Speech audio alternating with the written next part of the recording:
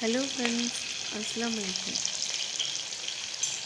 நம்ம இன்றைக்கி பாவக்காய் முட்டை வச்சு குழம்பு பண்ண போகிறோம்.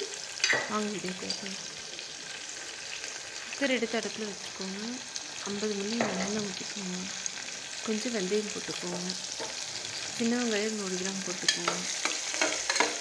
நல்லா வதக்கி விடுங்க.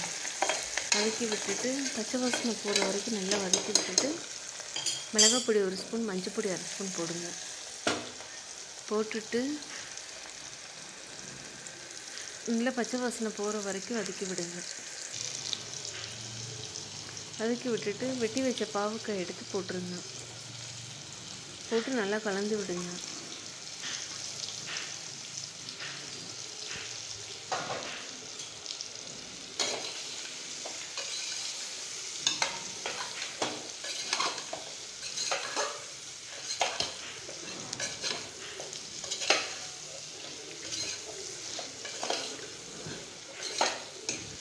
கலக்கி விட்டுட்டே இருங்க. நல்லா மிக்ஸ் ஆகட்டும். பாவக்காய் அந்த எண்ணெயோட நல்லா இதாக இருக்கணும். எண்ணெயிலே பாவக்காய் வெந்துடணும். வெந்து கலர் மாறுற வரைக்கும் அப்படியே இருக்கட்டும் அடுப்பில். இது நல்லா கலர் மாறினதுக்கப்புறமா அரைச்சி வச்ச தக்காளி எடுத்து ஊற்றிடுங்க.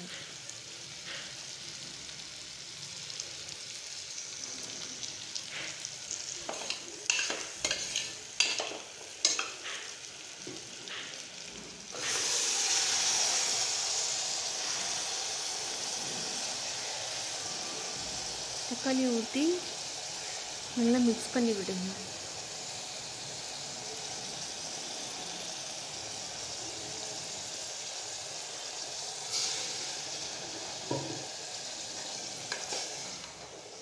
நல்லா மிக்ஸ் பண்ணி விட்டுட்டு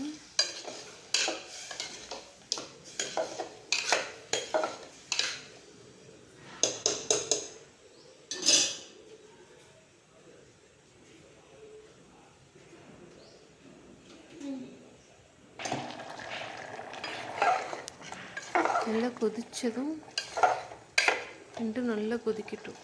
கொதித்ததும் அரைச்சி வச்ச தேங்காய் எடுத்து ஊற்றிக்கணும்.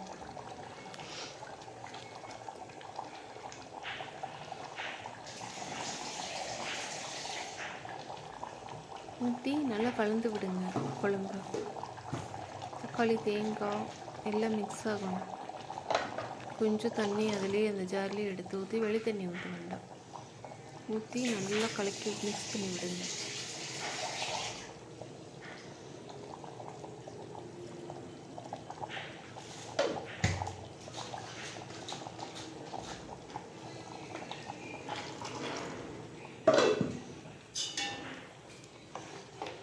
நல்லா மிக்ஸ் பண்ணி விட்டு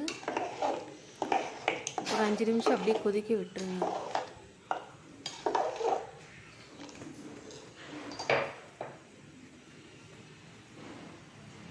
காரம் பத்தலைன்னா கொஞ்சம் மிளகாய் பொடி போட்டுக்கோங்க. கலர் வரும். அது கொஞ்சம் தேங்காய் போட்டதுக்கு கொஞ்சம் ஒரு மாதிரியாக வெள்ளையாக இருக்கிற மாதிரி இருக்கும்.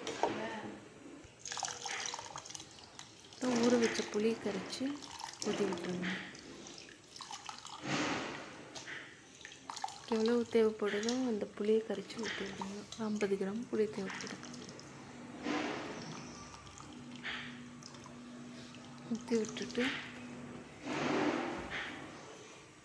நல்லா கலக்கி விடுங்க.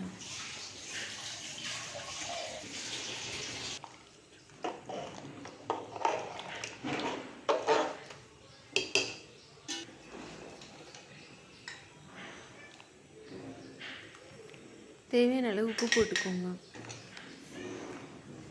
உப்பு போட்டு நல்லா கலக்கி விடுங்க.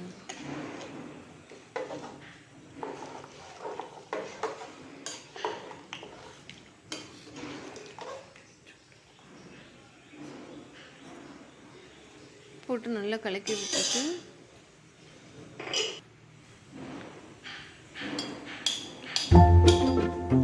தேவையான முட்டை உடைச்சி எவ்வளோ முட்டை தேவையோ முட்டை போடாமல் இந்த குழம்பு வச்சுக்கோங்க. முட்டை வேண்டாதவங்க முட்டையை ஸ்கிப் பண்ணிவிட்டு குழம்பு வச்சுக்கோங்க. Thank you viewers.